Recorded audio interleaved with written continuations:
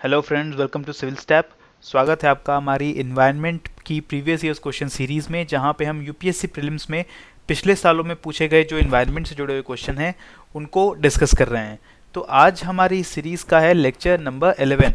ठीक है फ्रेंड्स, तो लेक्चर नंबर 11 में we will discuss about international treaties, protocols and organisations. तो इस लेक्चर में जो इंटरनेशनल लेवल पे इन्वायरमेंट को कंजर्व करने के लिए जितनी इंटरनेशनल ट्रीटीज़ हुई हैं, प्रोटोकॉल्स डिज़ाइन हुए हैं और जो ऑर्गेनाइजेशंस हैं जो इन्वायरमेंट को प्रोटेक्ट करने के लिए काम कर रही हैं, उनसे जुड़े हुए सारे क्वेश्चंस को डिस्कस करने वाले हैं। तो अभी तक ऑब्वियसली आपने जो हमारी इन्वायरमेंट की सीरीज़ से फॉलो किया है, तो हमने अभी तक के 10 लेक्चर्स में basic environmental theory, environmental biodiversity, environment से जुड़े हुए जितने इश्यूज हैं और उनको इन्वायरमेंट को कंजर्व करने के लिए, उन इश्यूज को डील करने के लिए जो टेक्निक्स हैं, जो इनिशिएटिव्स हैं, उन सबको डिस्कस किया है। Then we also talked about कि इंडिया में नेशनल लेवल पे इन्वायरमेंट से जुड़े हुए कौन से लेजिस्लेशंस हैं, कौन से कानून बने हैं, क्या इनिशिएटिव हो रहे हैं, उनसे भी जुड़े हुए सारे क्वेश्चंस को हमने अपने लास्ट लेक्चर्स में डिस्कस कर लिया है। सो आज का जो लेक्चर है, हम अपने स्कोप को इंटरनेशनल लेवल पे लेके जा रहे हैं, जहाँ पे इंटरनेशनल लेवल पे जो भी इनिशिएटिव्स हुए हैं उनसे जुड़े क्वेश्चंस को हम लोग डिस्कस करेंगे। तो फ्रेंड्स, इससे पहले कि हम अपने पहले क्वेश्चन पे जाएं और उसे डिस्कस करें, कुछ इन्फॉर्मेशन हमें अपनी बना लेनी चाहिए, जो एक जनरल इन्फॉर्मेशन है उसके रिगार्डिंग हम बात करेंगे। सबसे पहले यूएन अर्थ समिट्स की। तो UN earth summits are actually summits under the United Nations. United Nations के अंडर जितने यूनाइटेड नेशंस की मेंबर कंट्रीज़ हैं, वो हर 10 साल में इकट्ठे होकर एक कॉन्फ्रेंस करती हैं जिसे कहते हैं यूनाइटेड अर्थ समिट। और इस कॉन्फ्रेंस का बेसिक ऑब्जेक्टिव रहता है पूरे अर्थ के ग्लोबल एनवायरनमेंट से जुड़े हुए जो भी इश्यूज हैं उन्हें डिस्कस करना और उनसे जुड़े हुए इनिशिएटिव्स को डिजाइन करना। तो ये जो अर्थ समिट्स हैं, दे आर डेकेनियल मीटिंग्स, यानी हर 10 साल पे होने वाली मीटिंग्स हैं of world leaders, and they are being organised since 1972। ठीक है, and with help of the United Nations to help defining ways to stimulate sustainable development at the global level. यानी 1972 से लेकर हर 10 साल पे ये सारी समिट्स होती हैं। तो जो पहली समिट थी जो कि 1972 में हुई, it was called United Nations Conference on the human environment. It took place in Stockholm, Sweden. जो स्वीडन की कैपिटल है स्टॉकहोम, वहाँ पे ये समिट हुई। सेकेंड समिट हुई 1982 में नायरोबी, केन्या में। थर्ड समिट हुई 1992 in Rio de Janeiro, Brazil. And fourth summit was in Johannesburg, South Africa in 2002।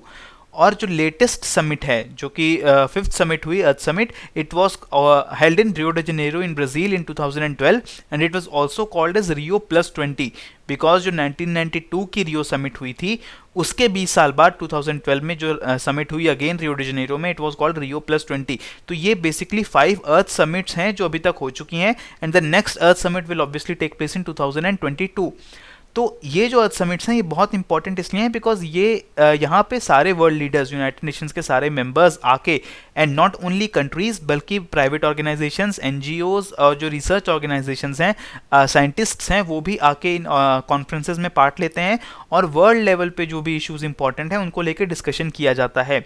तो ये जो अर्थ समिट्स हैं और 5 अर्थ समिट्स हुई हैं, इनके बारे में इंफॉर्मेशन होना बहुत ज़रूरी है। और इनमें से सबसे इंपॉर्टेंट जो अर्थ समिट हुई थी, that was in 1992, called the Rio de Janeiro earth summit. इसे हम अर्थ समिट भी कहते हैं। इस रियो डे जेनेरो समिट को ही अर्थ समिट कहा जाता है, जिसके नाम पे जो 10 मीटिंग्स, ये जो 10 साल पे होने वाली मीटिंग्स हैं, इनको भी अर्थ समिट कहा जाने लगा बिकॉज 1992 वाली Rio de Janeiro summit, it was very important. तो अगर हम 1992 के समिट की बात करें, it was known as United Nations Conference on Environment and Development. ठीक है, तो इसका जो ऑफिशियल नेम था, it was United Nations Conference on Environment and Development. It is also known as Rio Summit और Earth Summit 1992। It was the third Earth Summit held in Rio de Janeiro in 1992. It was held as a response for member states to cooperate together on environment and sustainable development issues. इस summit से, 1992 की summit से, बहुत सारे landmark international conventions और agreements हुए जो कि different issues, climate change, global biodiversity, sustainable development, desertification, इन सारे इश्यूज से जुड़ी हुई डिफरेंट कन्वेंशंस को डिवाइस किया गया in 1992 Earth Summit. It was attended by 172 countries and many other non governmental organisations, scientists and other civil society groups. तो ये जो 1992 की रियो समिट हुई थी, इसके क्या मेजर आउटकम्स थे? तो सबसे पहले तो एक Rio Declaration on Environment and Development, ये एक डिक्लेरेशन हुई। हर जो भी कॉन्फ्रेंस होती है जहाँ पे डिफरेंट कंट्रीज आके साथ बैठते हैं और डिलिब्रेशंस करते हैं, नेगोशिएशंस करते हैं, तो फाइनली जब ये कॉन्फ्रेंस कंक्लूड हो जाती है तो हर ऐसी मीटिंग के बाद एक डिक्लेरेशन इशू की जाती है कि पूरी कॉन्फ्रेंस में क्या डिस्कशन हुई और उस डिस्कशन के बाद क्या नतीजे पे, क्या कंक्लूजन पे वो पूरी कॉन्फ्रेंस के मेंबर्स पहुंचे हैं। तो ये जो डिक्लेरेशन होती है एक तरीके से पूरी कॉन्फ्रेंस का समरी दे देती है। तो ये जो Rio Declaration on Environment and Development है, ये जारी हुई थी after the Rio Summit of 1992। पहला आउटकम ये। उसके बाद second outcome was the convention on biological Diversity which is a legally binding agreement to protect biodiversity. पूरे ग्लोब में जो भी बायोडाइवर्सिटी है, एनिमल बायोडाइवर्सिटी, प्लांट बायोडाइवर्सिटी, उसको कंजर्व और प्रमोट करने के लिए एक कन्वेंशन डिजाइन हुई, that was Convention on biological diversity. फिर जो ग्लोबल वार्मिंग और क्लाइमेट चेंज हो रहा है पूरे वर्ल्ड में, उसे कॉम्बैट करने के लिए एक कन्वेंशन डिजाइन हुई, that was framework Convention on climate change. इसे हम United nation framework Convention on climate change भी कहते हैं। ये भी 1992 के अर्थ समिट से ही ओरिजिनेट हुई है। फिर उसके बाद एक principles of forest management which is a non legally binding document that make several recommendations for conservation and sustainable development of forestry.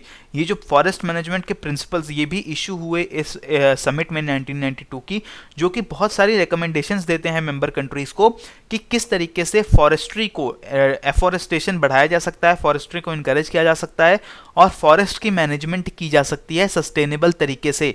तो यहाँ पे एक चीज़ और आप ध्यान देखें कि लीगली बाइंडिंग और नॉन लीगली बाइंडिंग, ये दो चीज़ें यहाँ दो टर्म्स यूज़ हो रही हैं। लीगली बाइंडिंग का मतलब है कि जितनी भी मेंबर कंट्रीज उस लीगली बाइंडिंग कन्वेंशन का पार्ट होंगे, उन सारी कंट्रीज पे ये लीगली इन्फोर्स किया जा सकता है कि उस कन्वेंशन को आप मानिए। यानी कि अगर सीबीडी लीगली बाइंडिंग है तो जो भी कंट्रीज मेंबर हैं कन्वेंशन बायोलॉजिकल डाइवर्सिटी की, उन पे ऑब्लिगेशन है कि वो सीबीडी के सारे प्रोविजंस को मानेंगे। अगर कोई कन्वेंशन नॉन लीगली बाइंडिंग होगा तो उसका ये मतलब है कि वो कोई बाइंडिंग एग्रीमेंट नहीं है, कंट्रीज उसको मान सकते हैं, नहीं भी मान सकते, उसे एग्री कर सकते हैं, बट ज़रूरी नहीं कि उसे इन्फोर्स किया ही जाए। ठीक है, तो ये एक मेजर डिफरेंस है, इसको आप ध्यान रखना पड़ेगा। कई कन्वेंशंस लीगली बाइंडिंग है, कई कन्वेंशंस नॉन लीगली बाइंडिंग है, यानी उनका कोई इन्फोर्समेंट, लीगल इन्फोर्समेंट नहीं हो सकता। अब हम बात करें एक दूसरा outcome, that was agenda 21। It is a non binding action plan for sustainable development. तो अभी तक इस अर्थ समिट ऑफ 1992 में हमने बायोडाइवर्सिटी के लिए एक कन्वेंशन हुई, फिर क्लाइमेट चेंज और ग्लोबल वार्मिंग को लेके कन्वेंशन हुई, उसके बाद सस्टेनेबल डेवलपमेंट को लेके एक agenda 21, again a non binding action plan device किया गया कि कैसे वर्ल्ड की डिफरेंट कंट्रीज जो हैं वो सस्टेनेबल डेवलपमेंट को परस्यू कर सकती हैं। फिर बात आई डेजर्टिफिकेशन की। डेजर्टिफिकेशन को कॉम्बैट करने के लिए अगेन एक लीगली बाइंडिंग कन्वेंशन डिजाइन हुई, that was convention to combat desertification. इस इन्फोग्राफिक में आप देख सकते हैं कि एक क्लाइमेट चेंज के लिए यूएनएफसीसी डिजाइन हुई। इसके अंदर डिफरेंट प्रोटोकॉल्स हैं, क्योटो प्रोटोकॉल, कोपेनहेगन अकॉर्ड। उसके बाद कन्वेंशन ऑन बायोलॉजिकल डाइवर्सिटी, इसके अंदर Cartagena, Nagoya and Aichi targets, ये सारे जो प्रोटोकॉल्स हैं वो सीबीडी के पार्ट हैं।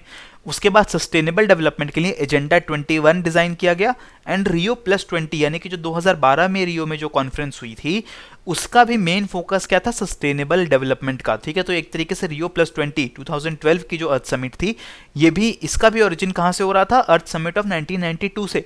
तो अगेन एक और चीज़ मैं आपको यहाँ बता दूं कि कन्वेंशन और प्रोटोकॉल ये डिफरेंट चीज़ें हैं।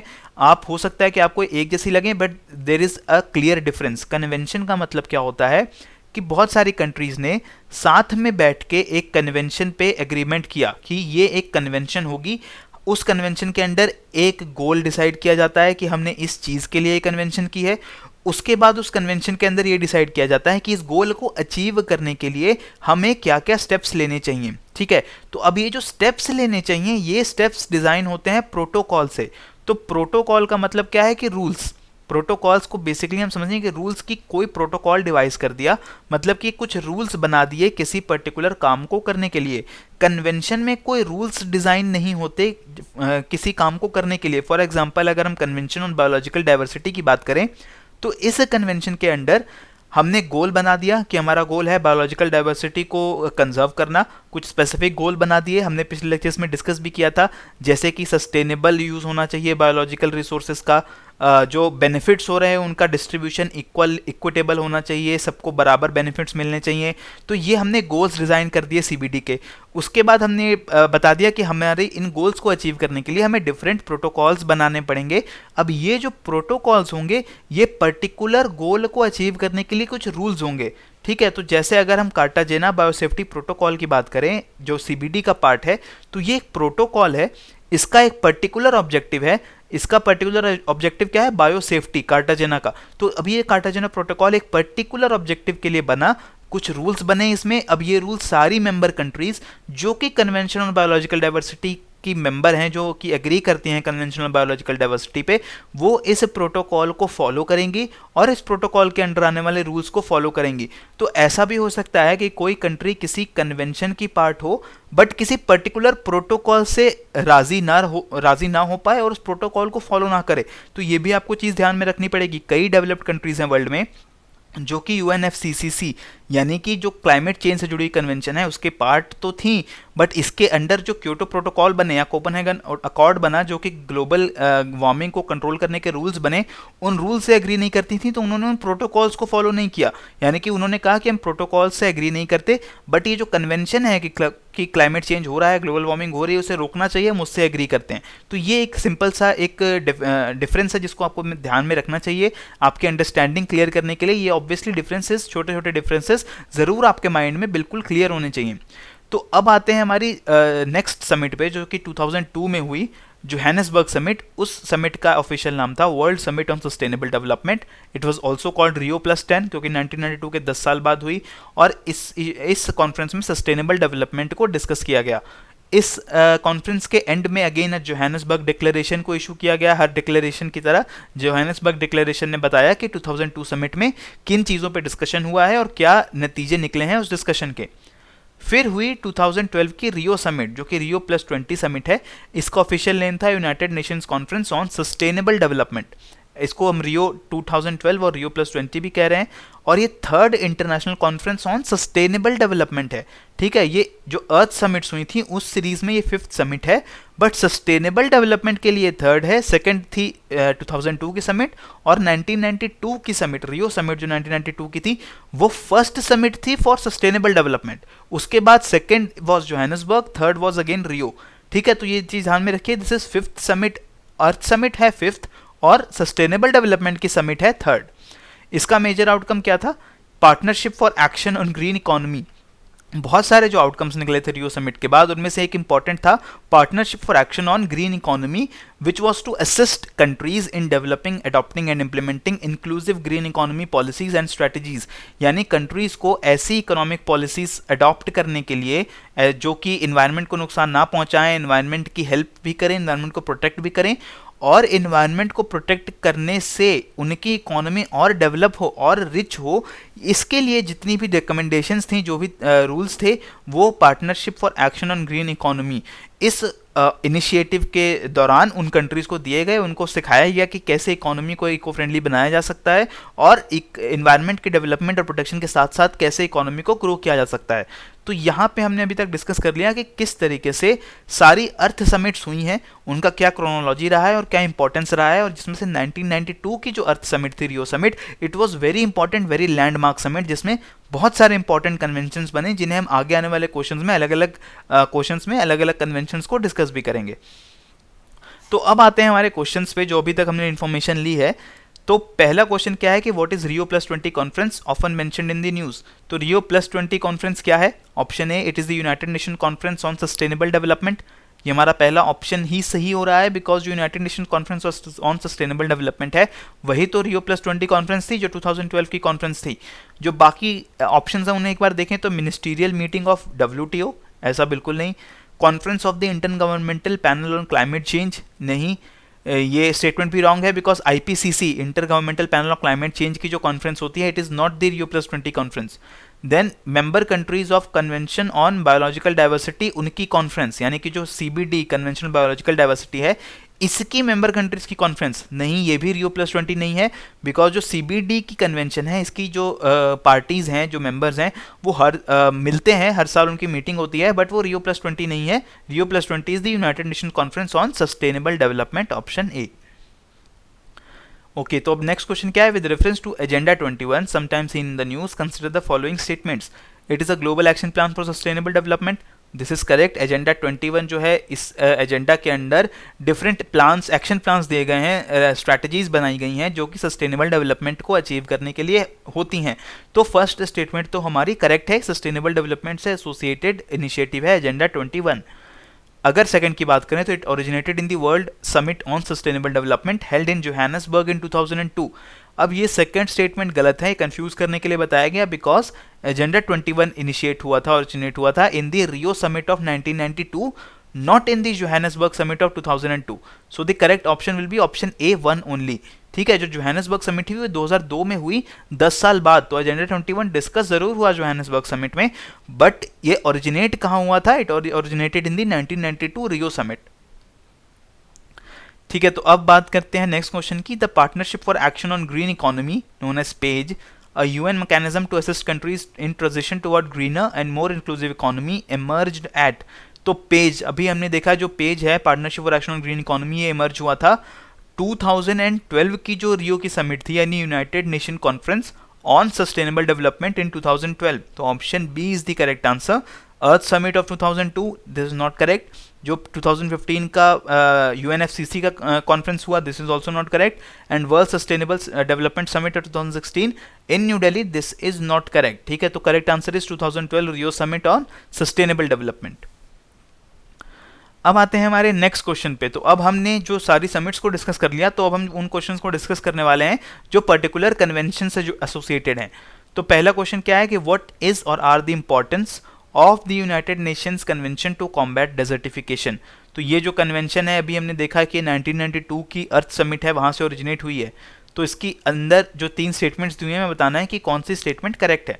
First one is it aims to promote effective action through innovative national programs and supportive international partnerships. Second is it has a special particular focus on South Asia and North Africa regions, and its secretariat facilitates allocation of major portion of financial resources to these regions. तो हर statement थोड़ी long है, तो आपको ध्यान से समझना है। पहली स्टेटमेंट में इसने क्या कहा कि इस कन्वेंशन का एम है कि इनोवेटिव नेशनल प्रोग्राम हो और सपोर्टिव नेशनल पार्टनरशिप्स हो, यानी कि डिफरेंट नेशंस के बीच में सपोर्टिव पार्टनरशिप बने और हर नेशन के अंदर नेशनल प्रोग्राम बने और उन प्रोग्राम से जो ऑब्जेक्टिव है डेजर्टिफिकेशन को रोकने का, उसको अचीव किया जाए। ये पहली स्टेटमेंट है। सेकंड कह रहा है कि जो साउथ एशिया और नॉर्थ अफ्रीका के रीजन है, वहां पे पर्टिकुलर फोकस दिया जाता है इस कन्वेंशन के अंडर। और इस कन्वेंशन का जो सेक्रेटेरिएट है, यानी कि जो ऑफिशियल बॉडी है इस कन्वेंशन की, वो मेजर फाइनेंशियल रिसोर्सेज देती है इन रीजन्स को, यानी कि फाइनेंशियली हेल्प करती है, रिसोर्सेज प्रोवाइड करती है कि आप डेजर्टिफिकेशन को रोकने के लिए ये आप पैसे लीजिए और अपने प्रोजेक्ट्स को चलाइए। ये सेकंड स्टेटमेंट है। Third one is it is committed to bottom up approach, encouraging the participation of local people in combating the desertification। यानी कि इस कन्वेंशन के अंडर इनकरेज किया जाता है लोकल लोगों को, सिर्फ गवर्नमेंट की रिस्पॉन्सिबिलिटी नहीं है, जो लोकल लोग हैं, जो लोकल कम्युनिटी है, उसको भी इनकरेज किया जाता है, उसको सपोर्ट दिया जाता है कि जो डेजर्टिफिकेशन हो रहा है उसको रोकने के लिए आप कुछ इनिशिएटिव लीजिए। तो ये थर्ड स्टेटमेंट कह रहा है। तो इस क्वेश्चन को समझने के बाद पहले हम इस convention on to combat desertification, इसके बारे में इंफॉर्मेशन पढ़ते हैं, फिर इस क्वेश्चन को आंसर करेंगे। ठीक है, तो ये convention it stemmed from direct recommendation on agenda 21 adopted in 1904 and came into force in 96। तो जो एजेंडा 21 की बात हुई थी 1992 में, सस्टेनेबल डेवलपमेंट से जुड़ा हुआ एजेंडा था, उस एजेंडा 21 में एक्चुअली ये रिकमेंडेशन भी थी कि अगर आपको सस्टेनेबल डेवलपमेंट चाहिए तो आपको डेजर्टिफिकेशन को रोकना पड़ेगा।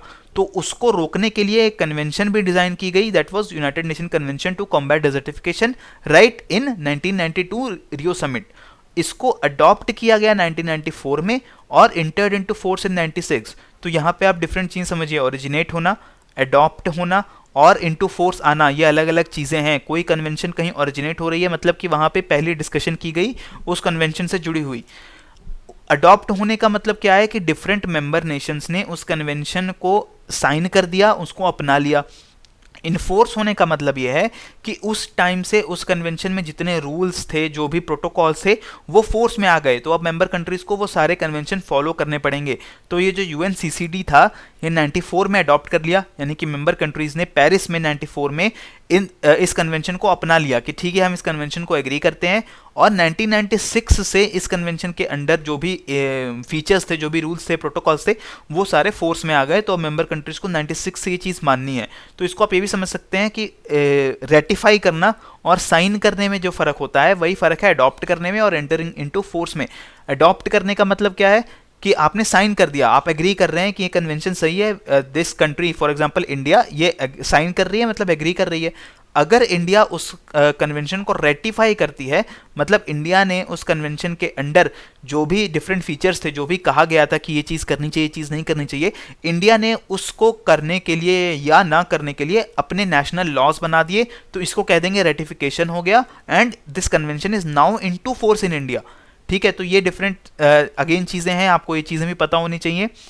अब बात करेंगे यूएनसीसीडी की, तो it is to combat desertification and mitigate the effects of drought through national action programs and incorporate long term strategies supported by the international cooperation and partnership arrangements। यानी कि इस कन्वेंशन का मेन मकसद यही है कि जो डेजर्टिफिकेशन हो रहा है, धीरे धीरे जो डेजर्ट्स हो रहे हैं, रेगिस्तान हो रहे हैं, वो बढ़ते जा रहे हैं, नई लैंड भी डेजर्ट बनती जा रही है। इसे रोकने के लिए हर देश को अपने नेशनल लेवल पे कुछ प्रोग्राम्स बनाने चाहिए, इनिशिएटिव्स बनाने चाहिए, और उसको सक्सेसफुल बनाने के लिए सारी कंट्रीज को आपस में कोऑपरेट करना चाहिए, अपनी टेक्नोलॉजीज, एक्सपर्टीज, रिसोर्सेज को शेयर करना चाहिए।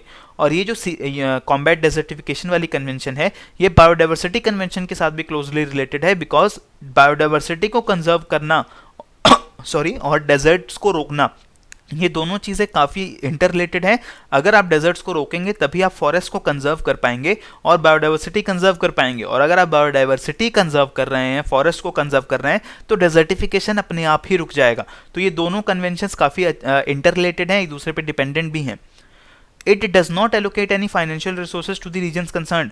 इस कन्वेंशन के अंदर ऐसा कोई प्रोविजन नहीं है कि फाइनेंशियल रिसोर्सेज दिए जाएं कंट्रीज को। यहाँ पे पैसे नहीं दिए जा रहे हैं, यहाँ पे बस एक्सपर्टीज शेयर की जा रही है, एक दूसरे को सपोर्ट किया जा रहा है इन दी इम्प्लीमेंटेशन, नॉट फाइनेंशियली। ठीक है, तो this is very important. And then this convention has established a committee on science and technology with representatives competent in the fields of expertise relevant to combating desertification and mitigating the effects of drought। तो एक committee on science and technology है इस convention के under. इस committee में बहुत सारे experts हैं, साइंटिस्ट्स हैं और एक्टिविस्ट हैं जिनका काफ़ी एक्सपीरियंस रहा है डेजर्टिफिकेशन को रोकने में, और ये रिसर्च करते हैं, मॉनिटरिंग करते हैं, देखते हैं कि इस कन्वेंशन का कितना प्रोग्रेस हुआ, कौन सी कंट्री कैसे इनिशिएटिव्स ले रही है, वो इनिशिएटिव कितने सक्सेसफुल हो रहे हैं। उसके बाद दिस कन्वेंशन डिक्लेयर्ड 2006, जो 2006 का साल था, it was declared international year of deserts and desertification to popularise this convention. The Conference of Parties oversees the implementation of the convention. It is held biennially. Last was in Ordo City, China, called COP13. तो conference of parties, her convention में conference of parties होती है, यानी कि उस convention की जितनी member countries हैं वो किसी टाइम साथ आके बैठते हैं, तो उसे कहते हैं कॉन्फ्रेंस ऑफ द पार्टीज, यानी पार्टीज मतलब पार्टीज टू दैट कन्वेंशन। तो वो पार्टीज आके साथ में कॉन्फ्रेंस करती हैं, उसे सीओपी कहते हैं।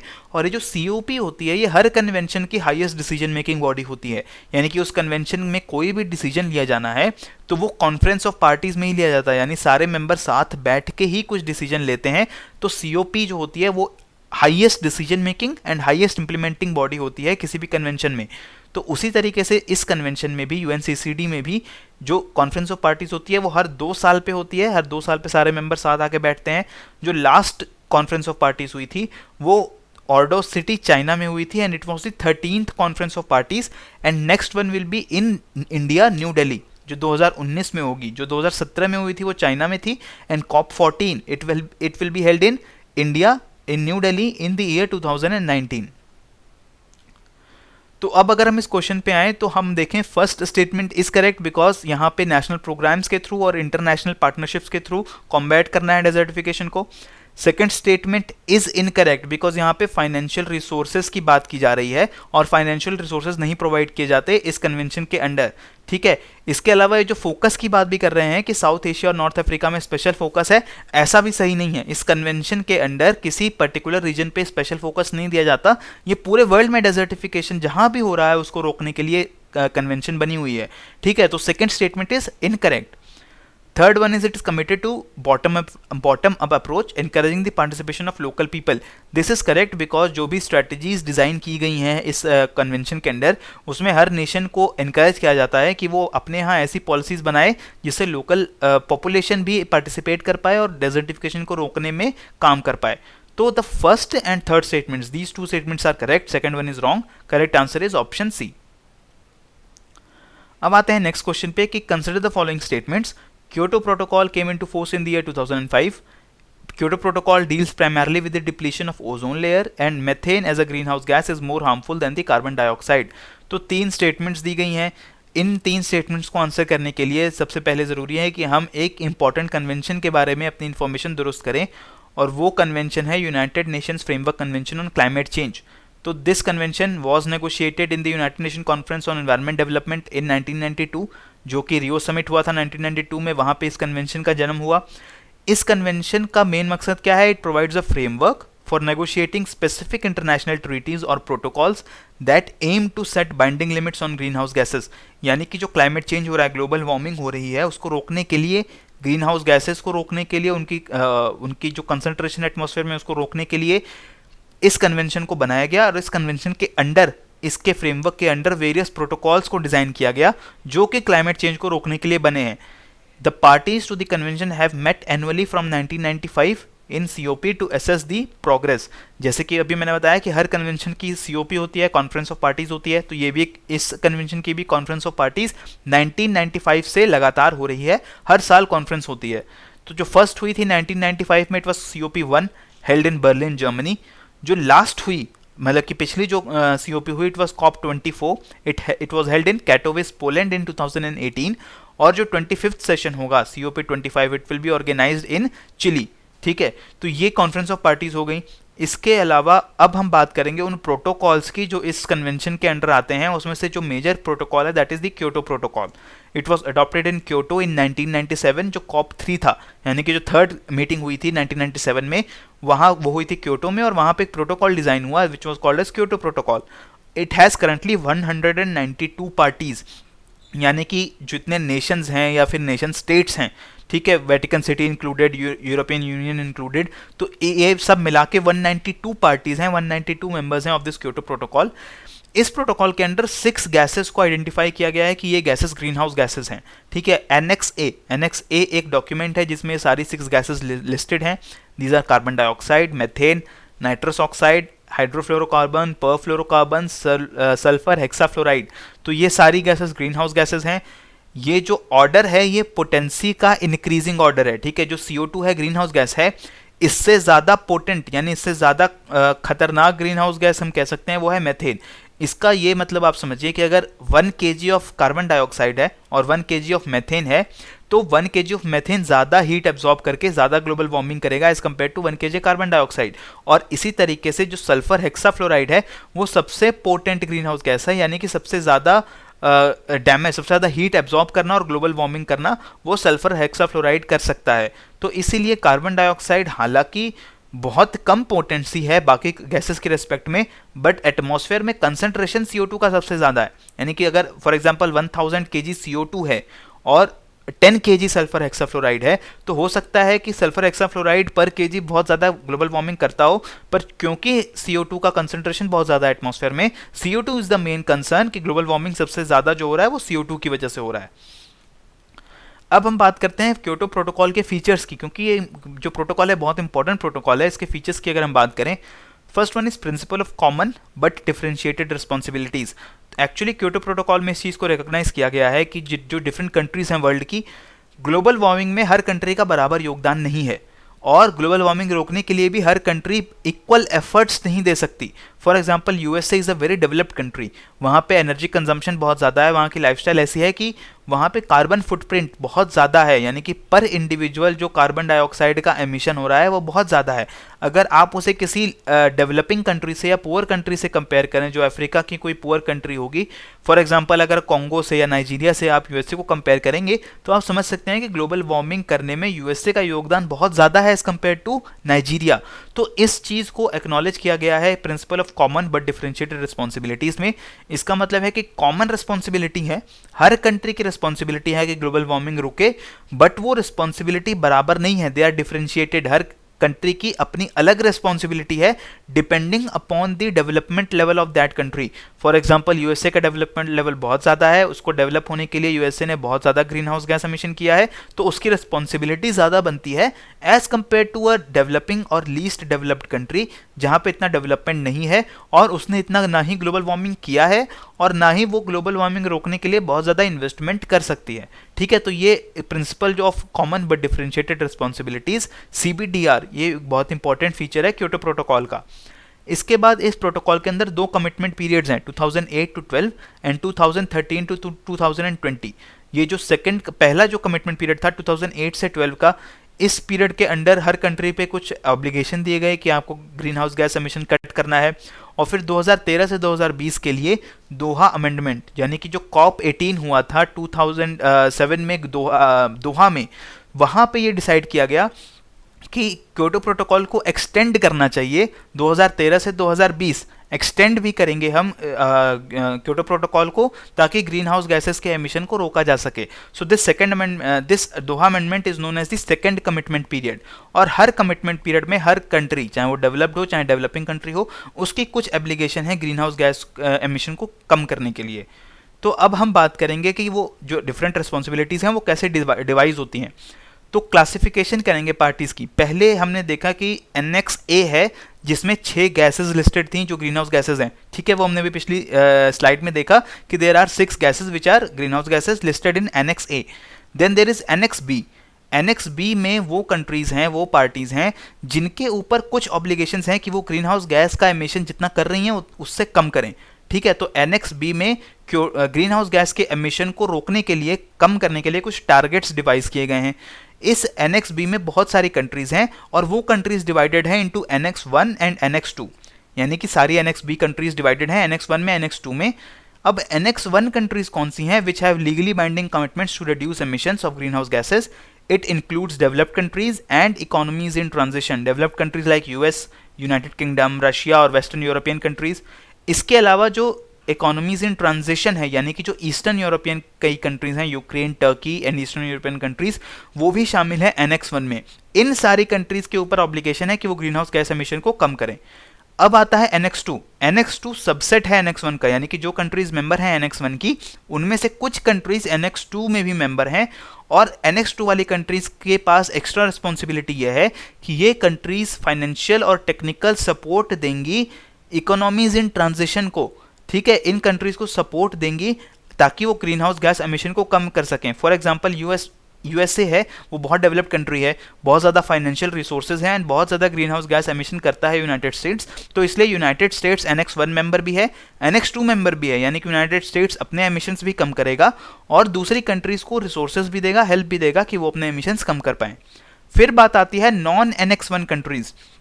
अब नॉन एनेक्स 1 कंट्रीज वो हैं जिन पे कोई बाइंडिंग टारगेट नहीं है ग्रीन हाउस गैस एमिशन का। ठीक है, यानी कि ये कंट्रीज जो हैं वो एनेक्स बी से भी बाहर हैं, इन पे कोई टारगेट नहीं है। ये कंट्री पुअर कंट्रीज हैं, डेवलपिंग कंट्रीज हैं, इनके ऊपर ग्रीन हाउस गैस एमिशंस का कोई टारगेट नहीं है कि आपको इतने कम करने हैं। उसके बाद आती हैं लीस्ट डेवलपिंग कंट्रीज और लीस्ट डेवलप्ड कंट्रीज, जिन पे अगेन कोई बाइंडिंग टारगेट नहीं है ग्रीन हाउस गैस एमिशन का।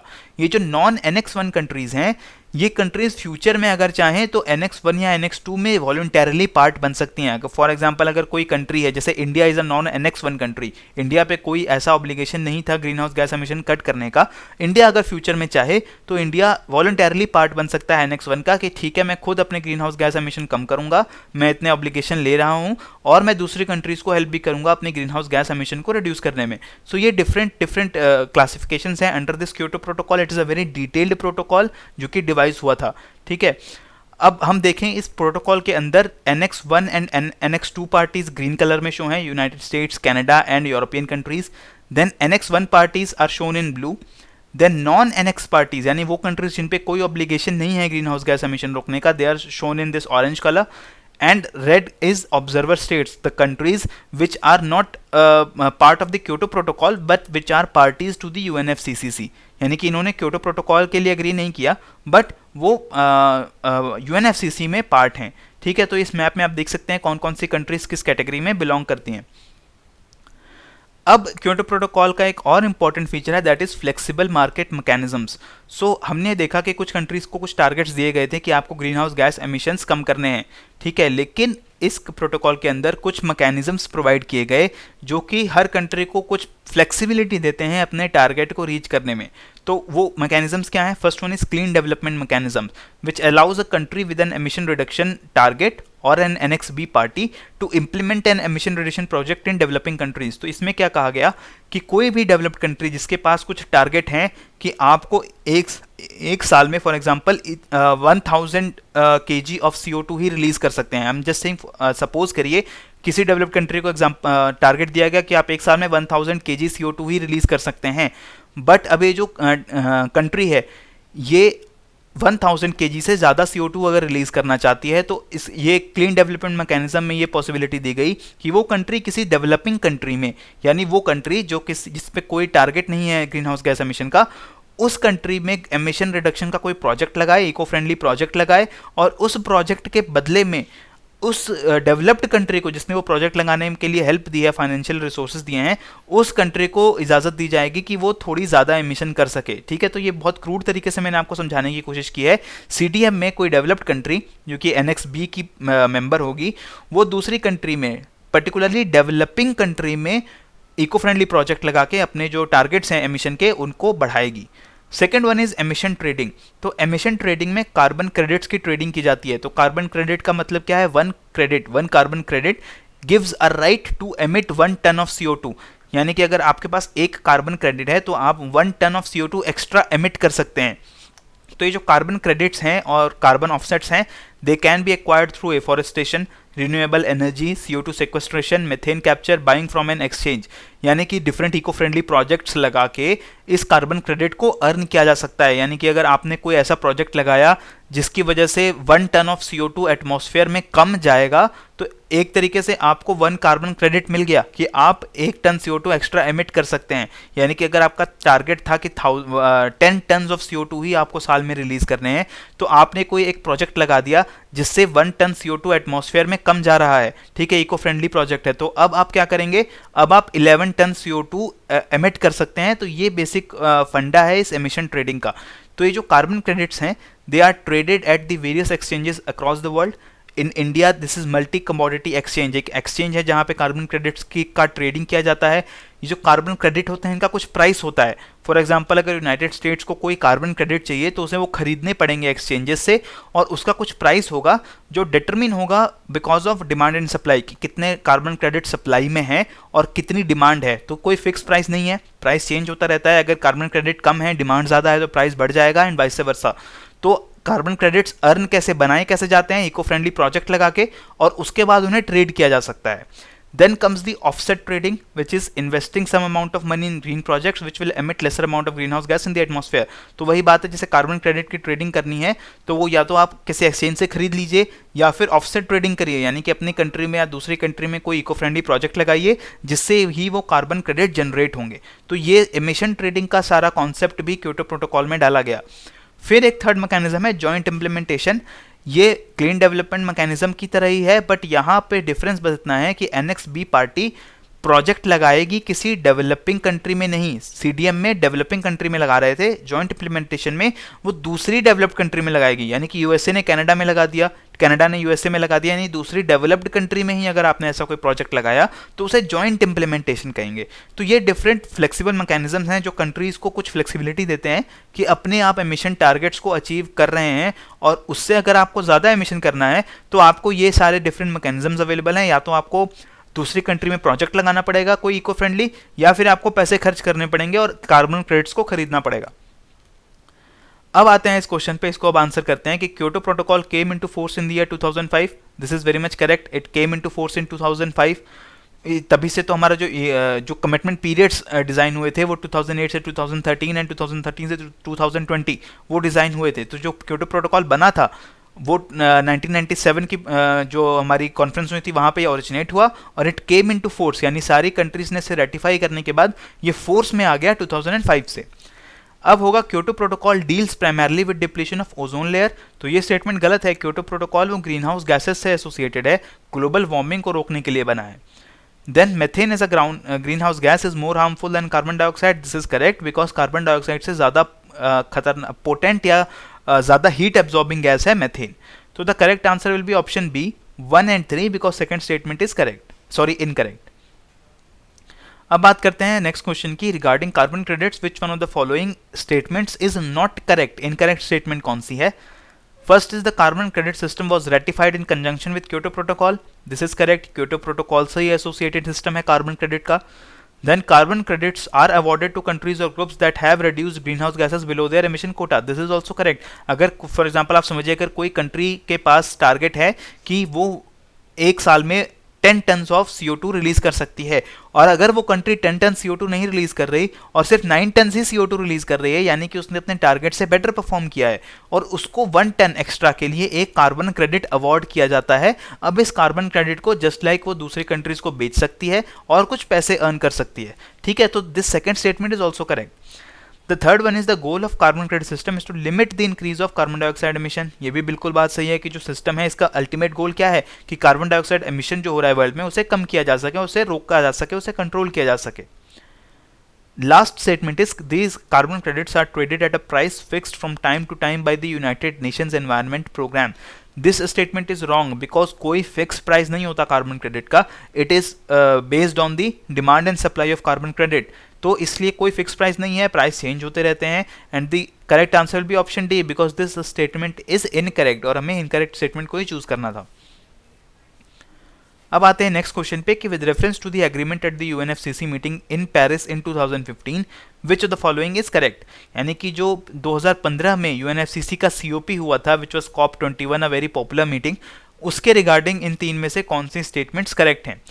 First one is the agreement was signed by all member countries of UN and it will go into effect in 2017, यानी कि 2017 में ये एग्रीमेंट इफेक्ट में आ जाएगा और सारी मेंबर कंट्रीज जो हैं यूनाइटेड नेशंस की उन्होंने इस पर साइन किया है।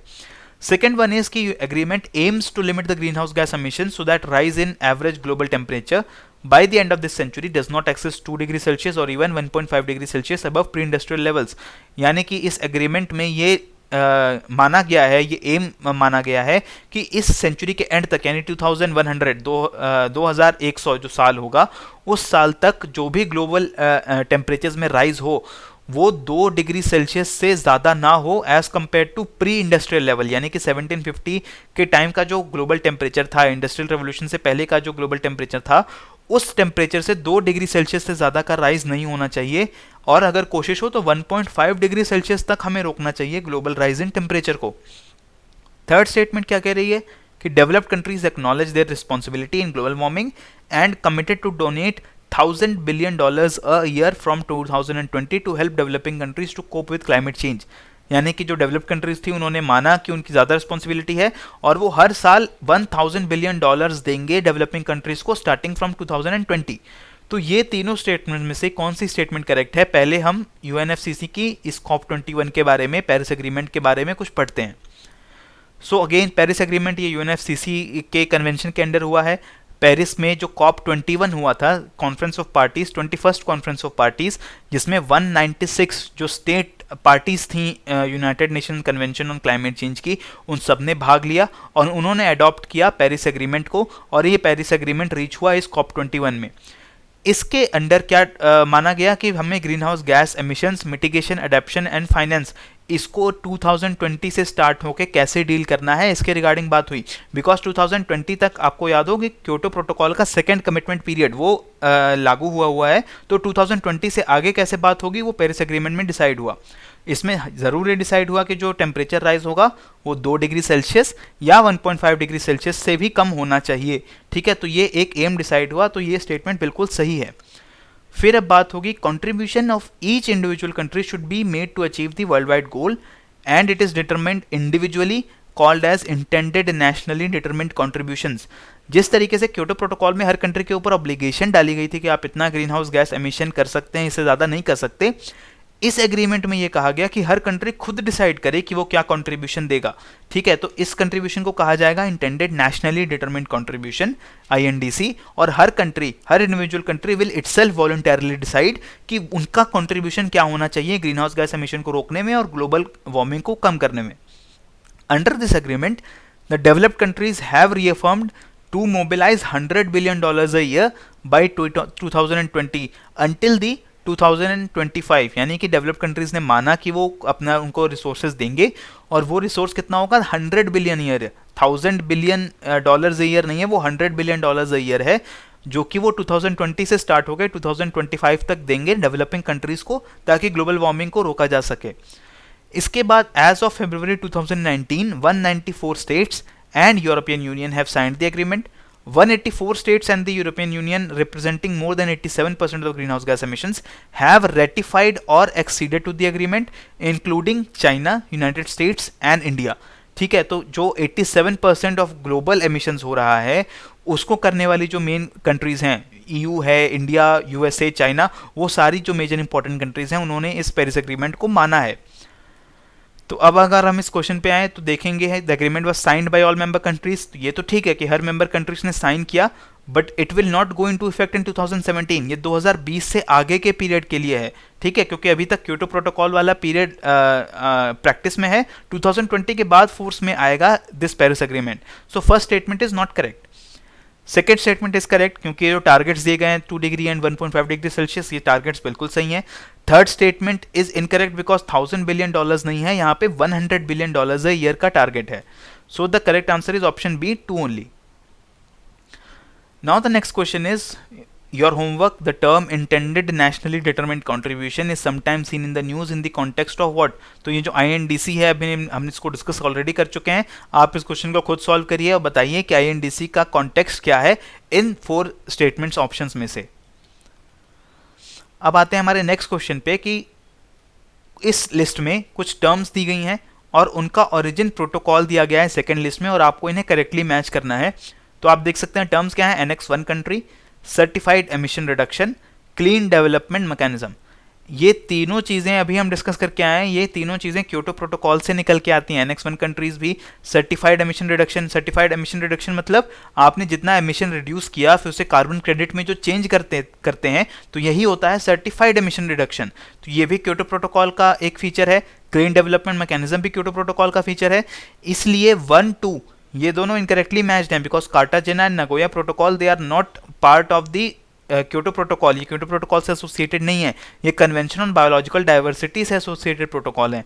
इसलिए the only third pairing is correct और answer will be option C, 3 only. लेकिन अभी हमने यहाँ पे कार्टाजेना नगोया प्रोटोकॉल को अगर बात आ गई है, डिस्कस किया है, तो एक बार हम CBD को भी यहाँ डिस्कस कर ही लेते हैं। This is the convention on biological diversity. 1992 में हमने ऑलरेडी बात की कि इसका ओरिजिनेशन हुआ था और 93 में ये कन्वेंशन फोर्स में आ गई। इस कन्वेंशन का बेसिक ऑब्जेक्टिव क्या है कि ग्लोबल बायोडाइवर्सिटी को कंजर्व करना है, और इसके 3 मेन गोल्स हैं कि एक तो कंजर्वेशन हो बायोलॉजिकल डाइवर्सिटी का, जो भी बायोलॉजिकल डाइवर्सिटी है उसका, दूसरा सस्टेनेबल यूज़ होना चाहिए, एंड थर्ड जो भी बेनिफिट्स होंगे उस यूज़ से वो बेनिफिट्स फेयरली और इक्विटेबली डिस्ट्रीब्यूट होने चाहिए between all the sections of population. यानी कि किसी एक वर्ग पॉपुलेशन के किसी एक तबके को ही सारा बेनिफिट नहीं जाना चाहिए। बायोलॉजिकल जो डाइवर्सिटी है वो सबकी रिसोर्स है, सारी ह्यूमन पॉपुलेशन का रिसोर्स है और सबको बराबर फ़ायदा मिलना चाहिए। All UN member states with the exception of United states have ratified the treaty, यानी कि यूनाइटेड स्टेट्स ऑफ अमेरिका को छोड़ के बाकी सभी UN मेंबर स्टेट्स ने इस CBD को रेटिफाई कर दिया है। तो CBD के अंदर देयर आर डिफरेंट प्रोटोकॉल्स, ठीक है। तो पहला प्रोटोकॉल है Cartagena protocol. It is the protocol on biosafety which is an international treaty governing the movement of living modified organisms resulting from modern biotechnology from one country to another.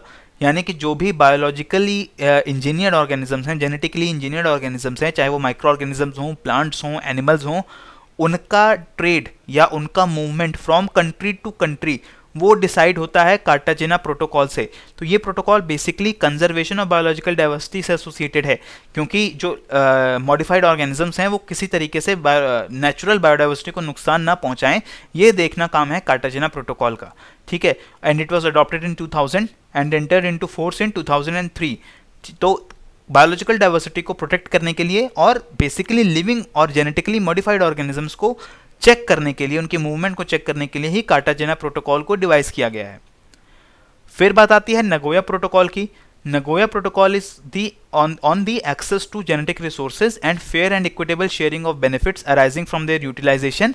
Short में इसे कहा जाता है Nagoya Protocol on Access and Benefit Sharing, which is a 2010 supplementary protocol, यानी कि इसको 2010 में device किया गया। इस प्रोटोकॉल का मेन मकसद है जो थर्ड ऑब्जेक्टिव था CBD का, कि जो भी यूज हो रहा है जेनेटिक रिसोर्सेज का, बायोलॉजिकल डाइवर्सिटी के रिसोर्सेज का, उसका फायदा सबको बराबर मिलना चाहिए, फेयरली और इक्विटेबली मिलना चाहिए। तो this is devised under the Nagoya protocol. अब next is the international treaty on plant genetic resources for food and agriculture. It is also known as international seed treaty. ठीक है, तो CBD के ही अंतर्गत एक ट्रीटी और बनाई गई जो कि plant genetic resources for food and agriculture, यानी कि वो बायोडाइवर्सिटी के रिसोर्सेज, प्लांट रिसोर्सेज जो कि फूड के लिए और एग्रीकल्चर के लिए इंपॉर्टेंट हैं, जिन्हें फूड की तरीके पे यूज़ किया जा सकता है, एग्रीकल्चर क्रॉप्स हैं, उनकी डाइवर्सिटी को भी कंजर्व करना चाहिए। और इसे कंजर्व करने के लिए international treaty on plant resources for food and agriculture इसको बनाया गया। It aims at guaranteeing food security through conservation, exchange and sustainable use of world's plant genetic resources for food and agriculture. ठीक है, तो ये डिफरेंट कन्वेंशन से protocols थे under the convention on biological diversity. अब आते हैं हमारे नेक्स्ट क्वेश्चन पे। Consider the following international agreements: the international treaty on plant genetic resources of food and agriculture, United Nation convention to combat desertification and world heritage convention. Which of the above has a bearing on biodiversity? यानी कि biodiversity से जुड़े हुए इन तीनों में से कौन से कन्वेंशन हैं? तो ये first one international treaty on plant genetic resources, अभी हमने डिस्कस किया कि बायोडाइवर्सिटी से जुड़ा हुआ कॉन्सेप्ट है। This statement is correct. Then United Nation convention to combat desertification, हमने ये भी देखा था कि वो जो ये UNCCD की कन्वेंशन है, ये CBD के साथ काफ़ी क्लोजली लिंक्ड है, बिकॉज बायोडाइवर्सिटी को कंजर्व करने में और डेजर्टिफिकेशन को रोकने में बहुत क्लोज रिलेशन है। तो this second is also correct. Then world heritage convention, ये एक कन्वेंशन है यूनेस्को का जिसमें जो पूरे वर्ल्ड में जो हेरिटेज साइट्स हैं उनको रिकॉग्नाइज किया जा सकता है। तो ये जो बायोडाइवर्सिटी है इससे भी एसोसिएटेड है world heritage convention, because bio heritage sites भी वर्ल्ड ओवर बनाई जाती हैं जो कि वर्ल्ड हेरिटेज कन्वेंशन के अंडर रिकॉग्नाइज होती हैं। क्योंकि आपने ऑब्वियसली पढ़ा होगा कि there are certain man made world heritage and there are certain natural world heritage जो कि बायोडाइवर्सिटी को कंजर्व करने के लिए ही बनी हैं। तो in effect all these three different concepts they are related to the concept of biodiversity. So our answer will be 1, 2 and 3. अब बात आती है नेक्स्ट क्वेश्चन की। The consider the following statements. The international solar alliance was launched at the United Nations climate change conference in 2015. The alliance includes all the member countries of the United Nations, यानी कि जो ISA है ये United Nations की conference जो 2015 में हुई वहाँ लॉन्च हुआ था, फर्स्ट स्टेटमेंट। सेकंड स्टेटमेंट है कि यूनाइटेड नेशन के सारे मेंबर कंट्रीज इस अलायंस के मेंबर हैं। तो इस इंटरनेशनल सोलर अलायंस के बारे में इंफॉर्मेशन पढ़ते हैं। It is conceived as a coalition of solar resource rich countries to address their special energy needs and will provide a platform to collaborate on addressing the identified gaps. यानी कि जो solar energy alliance है ये उन countries के लिए है basically जिनके पास सोलर एनर्जी का एक्सटेंसिव रिसोर्स है, यानी बेसिकली वो कंट्रीज जो कि दोनों tropics of cancer and tropic of capricorn के बीच में लाई करती हैं, जहाँ पे ऑल ईयर राउंड सनलाइट काफ़ी टाइम ड्यूरेशन के लिए रहती है। उन कंट्रीज़ के लिए बेसिकली इंटरनेशनल सोलर अलायंस को डिज़ाइन किया गया था ताकि वो कंट्रीज़ आपस में कोलैबोरेट करके सोलर पावर को प्रमोट कर पाएँ। It was launched in COP21 जो पेरिस फ्रांस में UNFCCC का COP21 हुआ था, वहाँ पे इसको लॉन्च किया गया था। और COP22 जो कि 2016 में माराकेश में हुआ था, मोरक्को में, वहाँ पे इसका एग्रीमेंट तैयार हुआ, लॉन्च हुआ 2015 में। 2016 में एक फ्रेमवर्क एग्रीमेंट तैयार हुआ और कंट्रीज़ ने साइन करने शुरू किए on the international solar alliance agreement. Out of 122 prospective countries 73 have signed the agreement and 55 countries have ratified it. Prospective countries मतलब वो कंट्रीज जो ISA की मेंबर होनी चाहिए, यानी कि जहाँ पे सोलर रिसोर्स रिच कंट्रीज हैं जो सोलर पावर को डेवलप कर सकती हैं। वो टोटल कंट्रीज हैं वर्ल्ड में 122, उनमें से 73 कंट्रीज़ ने साइन कर दिया है इस एग्रीमेंट को और 55 कंट्रीज़ ने एक्चुअली रेटिफाई भी कर दिया है, मतलब कि वो अमल भी कर रही हैं सोलर अलायंस का, जो इंटरनेशनल सोलर अलायंस के जो भी रूल्स हैं उन पे।